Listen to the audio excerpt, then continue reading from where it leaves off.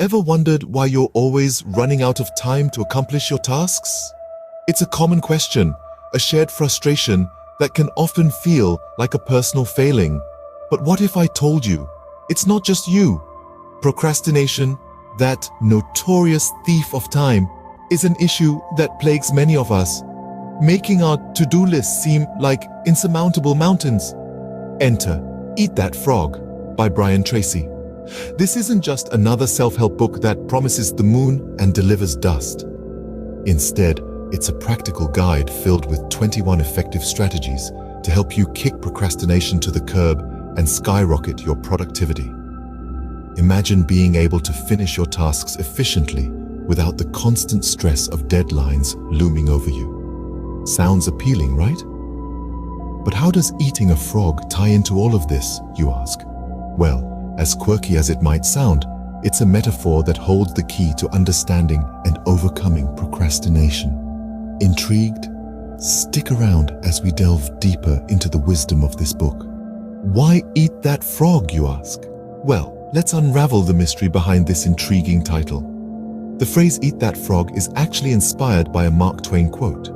Twain once said, "If it's your job to eat a frog, it's best to do it first thing in the morning.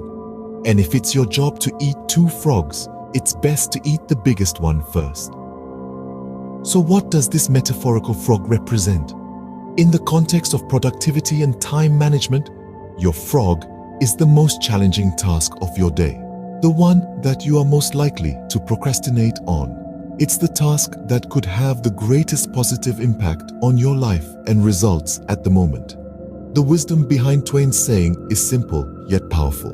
By eating your frog first thing in the morning, you tackle your biggest, most important task when your energy and focus are at their peak.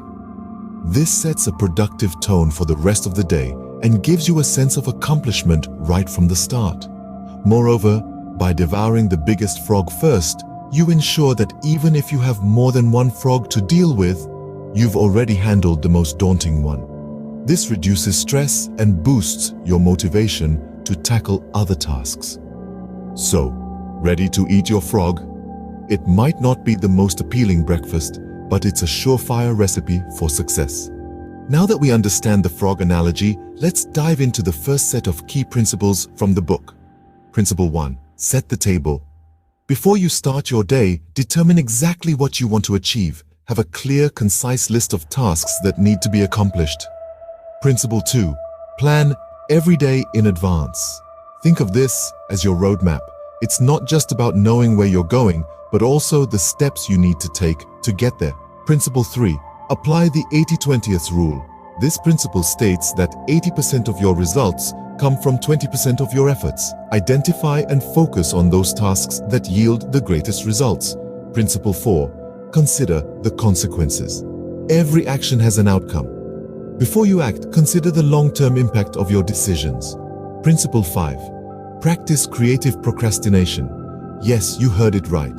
We're not advocating laziness, but rather the strategic delay of less important tasks to focus on those that truly matter. Principle 6. Use the ABCDE method. Rank your tasks from A to E based on their importance, with A being the most important. This helps prioritize your to-do list. Principle 7.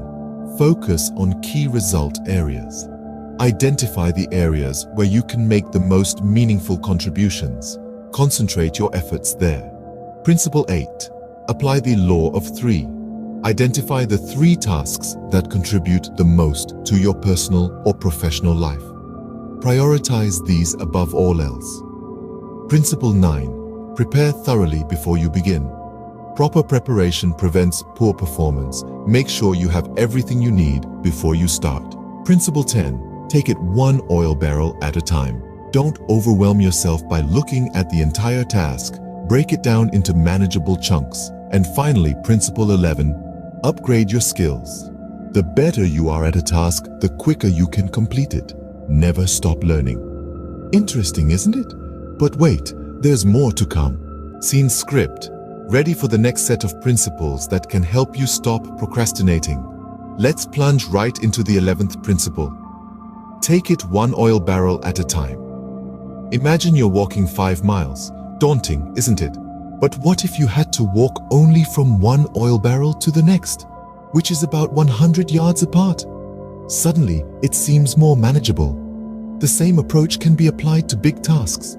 Break them down into small, manageable parts and tackle them one at a time. Next up, we have upgrade your key skills. This principle urges us to constantly improve our skills related to our tasks. The better we get, the less time it takes to complete our tasks and the more productive we become. The 13th principle is leverage your special talents. Every one of us has unique skills or talents. Identifying and leveraging these talents can significantly increase our productivity. Moving to the 14th principle, it's identify your key constraints. What's holding you back from completing your tasks? Identify these constraints and focus on alleviating them to improve your productivity. The 15th principle is put the pressure on yourself. Set deadlines for your tasks. The pressure of a looming deadline can be a powerful motivator to get things done. Next, we have maximize your personal powers. Our energy levels, clarity, focus, and overall mental and physical performance fluctuate throughout the day. Identify when you're at your best and schedule your most important tasks for these times. The 17th principle is motivate yourself into action. Be your own cheerleader. Use positive affirmations, visualize your success, and reward yourself when you complete tasks. The 18th principle, get out of the technological time sinks, reminds us to be mindful of the time spent on technology. Emails, social media, and other digital distractions can eat up a lot of our time. Slice and dice the task is the 19th principle. It's another strategy to make a task less daunting. Slice it into smaller parts and dice it by allocating specific time slots to work on it. The 20th principle is create large chunks of time. Block out large periods of time where you can work undisturbed. This allows for deep work and increased productivity. Lastly, we have single-handle every task. The principle encourages us to focus on one task at a time.